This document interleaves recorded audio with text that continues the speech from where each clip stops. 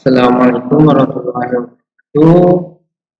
Kita bertemu lagi di pertemuan kali ini ya di pemrograman berorientasi objek atau PBO. Nah, di mana di pertemuan kali ini kita akan coba bahas mengenai konsep dasar atau pengantar dari PBO terlebih dahulu gitu ya sebelum masuk ke materi-materi yang berikutnya.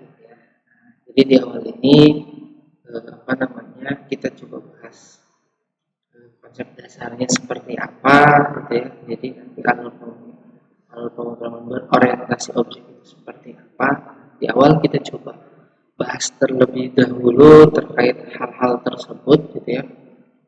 Dan dengan tujuan agar kita bisa lebih enak bisa membiasakan atau mengetahui terkait pemrograman berorientasi objek.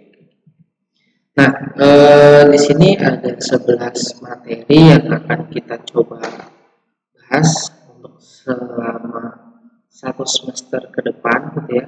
Ada materi-materi yang sudah saya coba sediakan yang nanti kita akan coba bahas gitu ya. Nah, yang pertama ada konsep pemrograman berorientasi objek, ada kelas dan objek ya. Tiga ada atribut, struktur, lima setter indicator, enkapsulasi, inheritance, overriding, gitu ya. Access modifier, abstraction, sama polymorphism. Nah, ini adalah materi untuk satu semester ke depan ya. Tidak untuk satu pertemuan saja gitu ya. Nah, mungkin nanti kita akan bahas terkait beberapa materi ini ya, bisa saja tidak hanya sebatas teori, nanti kita akan coba praktikkan juga kita akan menggunakan salah satu bahasa pemrograman yang bisa kita coba praktikkan agar setidaknya bisa lebih memberikan gambaran terkait materi-materi yang akan kita bahas. Tetapi mungkin di awal-awal pertemuan-pertemuan awal ya kita akan coba bahas terkait teorinya terlebih dahulu agar kalian bisa mengetahui terkait teori-teorinya terlebih dahulu, dasar-dasarnya terlebih dahulu, baru kita coba praktikkan agar sejalan. Ya, tujuannya sih seperti itu ya. Nah, di awal kita coba bahas pengantar tentang pemrograman berorientasi objek itu sendiri. Kalau kita lihat di narasi ini, pengantar pemrograman berorientasi objek itu membahas terkait dasar-dasar konsep pemrograman berorientasi objek, termasuk prinsip-prinsip utama dan implikasinya dalam pengembangan perangkat lunak. Pemrograman berorientasi objek memberikan landasan yang kuat untuk memahami struktur dan hubungan antar objek dalam pengembangan sistem informasi yang modern. Nah, kalau kita garis bawahi di sini, memahami struktur dan hubungan antar objek dalam pengembangan sistem informasi yang modern. Jadi zaman sekarang itu kan kebutuhan sistem informasi ya sangat penting karena hampir setiap instansi atau perusahaan itu pasti menggunakan yang namanya sistem informasi. Nah, dalam proses pengembangan sistem informasi yang modern sendiri kan untuk saat ini sudah diarahkan ke yang berorientasikan dengan objek. Jadi lebih bisa menyesuaikan dengan kebutuhan gitu ya secara pemrosesannya tidak terhubung tidak kaku istilahnya gitu ya. Jadi struktur dan hubungan antar objeknya itu sudah jelas antara bagian A dengan bagian yang lain, nah, gitu ya. Makanya sistem informasi zaman sekarang ini ya sangat penting. Makanya perlu atau harus kita mengetahui gitu ya proses dalam pembuatan sistem informasi itu seperti apa gitu ya, khususnya sebagai anak IT karena ya semakin ke depan itu kan perkembangan teknologi, perkembangan IT itu sangat berkembang ya. Makanya kita menjadi salah satu bagian di antara orang yang memang bergerak di bidang IT khususnya. Nah, itu ya pengantar pemrograman berorientasi objek. Berikutnya konsep dasar pemrograman berorientasi objek sendiri gitu ya. Pertama ada pentingnya konsep dasar. Nah ini ya, pentingnya konsep dasar. Karena memang dasar itu ya bisa dikatakan penting itu karena memang setiap proses itu harus dari dasar terlebih dahulu. Ya, agar kita mengetahui alurnya atau langkah-langkahnya itu harus seperti apa. Tidak semata-mata langsung kita mahir di dalam sesuatu gitu ya tanpa kita mengetahui dasar atau langsung kita belajar yang seperti karena ketika dasarnya tidak sesuai, tidak kokoh, maka nanti kita sendiri yang akan kebingungan. Nah, makanya di sini dikatakan pentingnya konsep dasar. Ya, pemahaman konsep dasar pemrograman berorientasi objek menjadi langkah awal yang krusial dalam membentuk landasan yang kuat untuk memahami struktur pemrograman. Ya, karena di dalamnya itu termasuk hubungan antar kelas, enkapsulasi, pewarisan, dan polimorfisme. Nah ini makanya kita harus tahu kelas itu seperti apa, enkapsulasi seperti apa, polimorfisme seperti apa, pewarisan seperti apa. Ya, ini adalah dasar dari pemrograman berorientasi objek. Ya, penting kita harus mengetahui konsep dasarnya agar mempermudah dalam pembuatan pemrograman yang khususnya berorientasi objek ke depannya nanti. Ya, ya tidak menjadi arahnya nanti jelas gitu ya, sesuai dengan yang kita harapkan. Nah, berikutnya di sini ada definisi dan karakteristik. Konsep dasar PBO itu mencakup definisi dan karakteristik yang membedakan dari paradigma pemrograman lainnya, seperti prosedural. Hal ini mencakup penekanan pada objek, kelas, dan hubungan antar objek dalam pengembangan perangkat lunak. Jadi ini kan di dalam proses pemrograman itu ada yang PBO atau P, ada yang sifatnya prosedural ya. Mungkin nanti ini kita akan coba bahas antara prosedural dan PBO itu seperti apa. Karena ini adalah karakteristik dari pemrograman tersebut. Kita mau yang berbasis atau berorientasi objek atau yang dengan prosedural ya. Nah, berikutnya ada sintak dan implementasi. Pemahaman yang kuat terhadap sintak dan implementasi dari konsep pemrograman berorientasi objek menjadi landasan penting dalam pengembangan aplikasi atau sistem yang berbasis objek. Pemahaman yang kuat terhadap sintak dan implementasi dari. Nah, jadi ketika kita emang tadi kenapa sih kita harus tahu atau dianggap penting dasar ini mengetahui karakteristiknya, karena ini kan ketika implementasi ya kita harus kuat untuk memahami sintaknya tersebut. Misalkan kita menggunakan bahasa tertentu sehingga kita tahu nih prosesnya harus seperti apa. Kita sudah paham karena kita udah tahu nih dasar-dasarnya seperti apa. Ya, orang bisa paham, bisa mahir karena memang berawal dari dasar terlebih dahulu gitu ya. Tidak langsung belajar tahapan mahir gitu ya, langsung bisa begitu saja karena memang ada tahapan-tahapan dari awal. Ada tahapan-tahapan dari awal yang memang harus kita lalui ya. Sehingga dalam pengembangan aplikasi atau sistem objek ya sesuai dengan yang diharapkan ya. Karena memang ya tadi berdasarkan dasar yang sudah kita pelajari Nah, berikutnya ada sejarah pemrograman berorientasi objek. Asal mula konsep OP itu mungkin di sini ya tidak terlalu banyak sejarah yang saya masukkan. Untuk lebih lanjutnya bisa nanti kalian mencari informasi lebih jauh lagi, mulai dari buku atau dari internet ya. Di sini hanya sepintas sejarah yang saya coba masukkan, yaitu PBO atau pemrograman berorientasi objek ini dimulai dari konsep dan eksperimen awal yang kemudian berkembang menjadi paradigma pemrograman terkemuka ya, digunakan dalam pengembangan perangkat lunak. Jadi zaman awalnya tuh sebuah konsep atau berkembang sehingga sampai saat ini menjadi salah satu pemrograman yang banyak digunakan, ya, karena dirasa bisa lebih mendukung dalam proses pengembangan perangkat lunak yang zaman modern saat ini. Ya.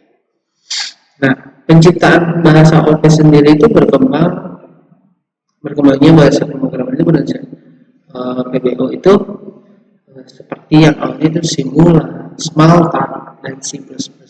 Jadi tokoh awal yang menetapkan posisi PBO di dunia pemrograman. Ini adalah beberapa bahasa yang awalnya sudah mulai mendukung OOP itu sendiri atau PBO itu ya, yang kemudian dikembangkan dan muncullah bahasa-bahasa pemrograman yang sudah sampai saat ini banyak mendukung dari konsep OOP sendiri ya.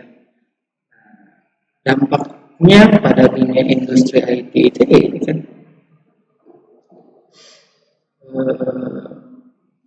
dapat meningkatkan efisiensi, modalitas, reusabilitas, dan memberikan dampak besar dalam berbagai aspek di industri. Gitu ya.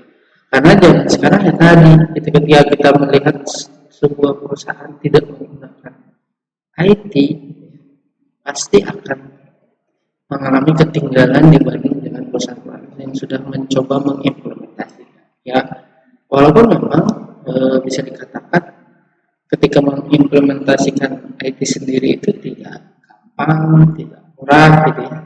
Tapi kan ketika kita melihat untuk kemudahan, untuk kelancaran dalam proses yang akan dijalankan di perusahaan tersebut yang memang diperlukan gitu ya. Nah, sehingga itu menjadi peluang buat kita atau kalian nanti khususnya yang memang ingin bergerak di bidang IT gitu ya.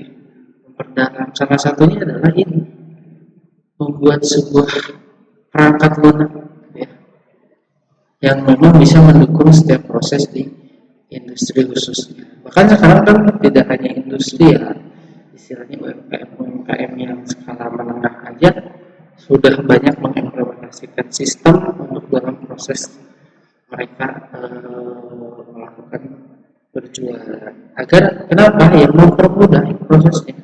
Karena kalau nggak seperti itu ya akan kesulitan nanti, ya, atau akan lambat, ya, atau ya, ketika melakukan rekapnya ada ketidaksesuaian.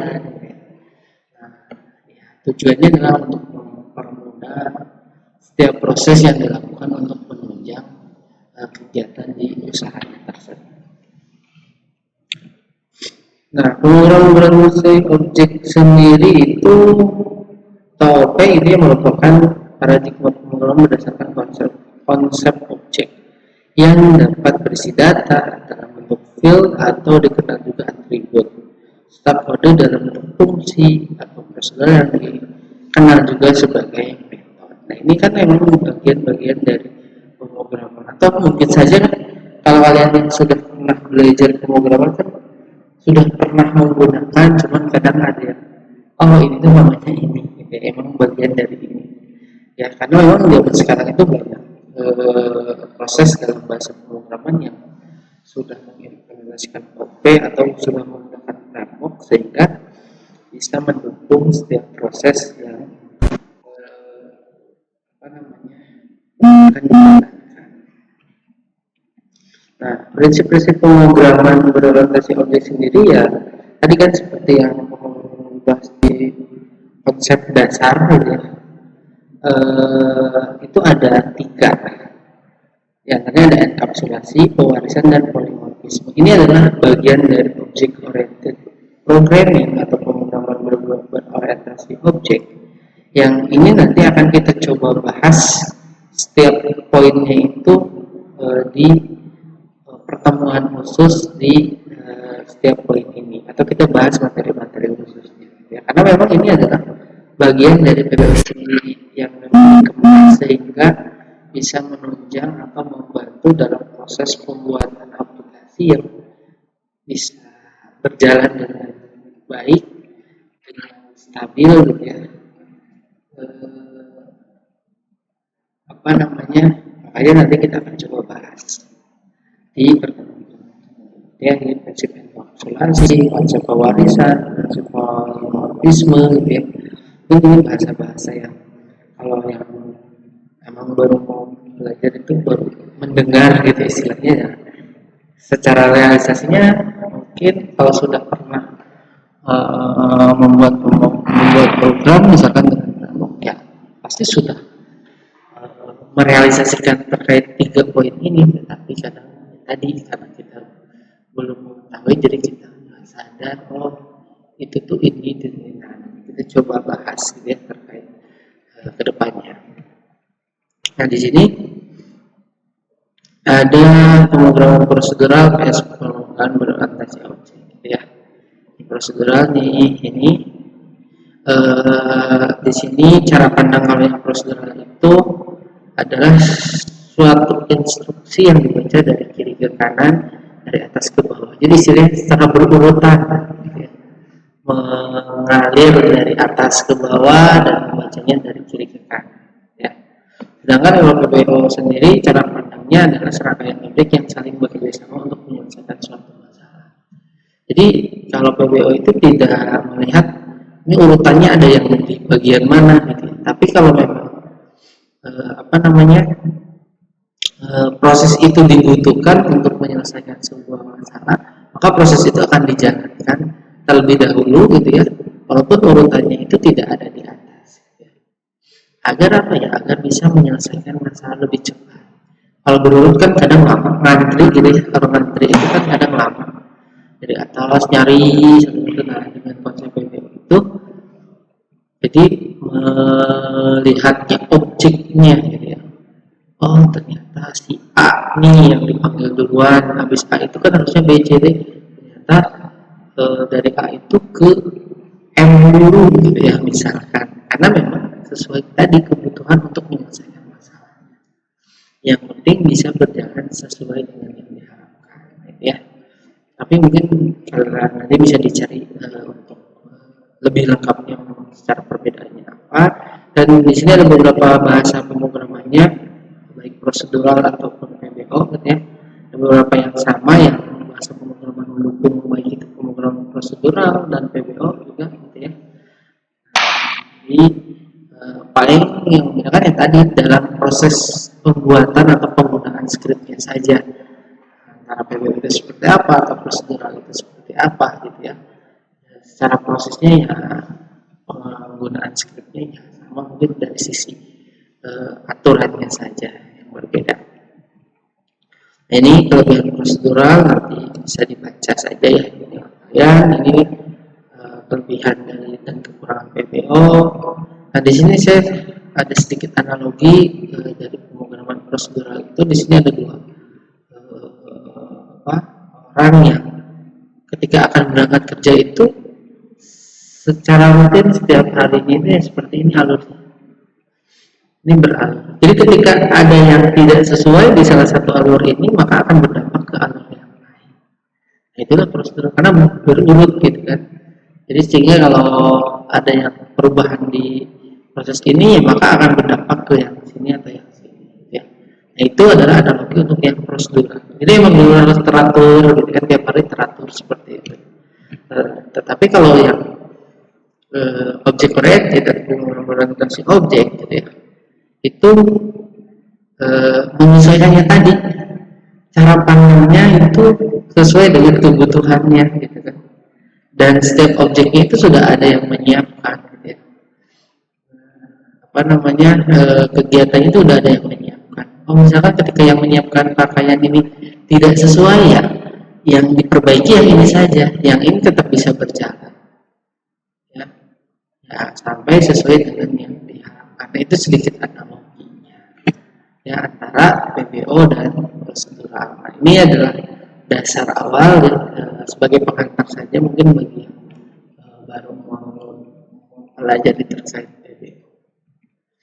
Nah, di sini ada sedikit quote, yaitu berjalan sendiri memang lebih cepat, namun berjalan bersama akan dapat lebih jauh. Jadi dalam proses perkuliahan atau pembelajaran itu mungkin kalau sendiri ya mungkin kita bisa lebih fokus.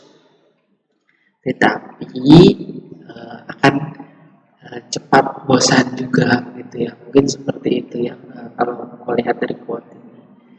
Tapi kalau kita berjalan bersama bisa lebih jauh gitu ya, walaupun agak susah fokus karena istilahnya banyak ngobrol dan lain sebagainya gitu kalau banyak orang, tapi istilahnya kita bisa jalannya lebih jauh karena saling meyakinkan, saling menguatkan, mungkin seperti itu gitu ya dari quote ini maknanya. Oke, itu saja di pengantar Pego ini yang bisa saya sampaikan ya. Silakan nanti kalau ada yang ditanyakan boleh langsung saja ditanyakan. Nah, mungkin di akhir ini saya ada 2 pertanyaan yang ingin saya sampaikan ke kalian sebagai penutup. Yang pertama, kenapa pemrograman berorientasi objek itu banyak digunakan di zaman sekarang? Ya, itu yang pertama. Yang kedua, kenapa proses pemrograman itu yang tadinya prosedural itu mulai dialihkan ke pemrograman berorientasi objek. Ini itu saja 2 pertanyaan yang saya bisa berikan ke kalian. Nanti silakan kalian jawab. Hasil jawabannya bisa di-upload di e-learning nanti akan saya sediakan ya. Ini itu saja. Sekali lagi saya akhiri. Wassalamualaikum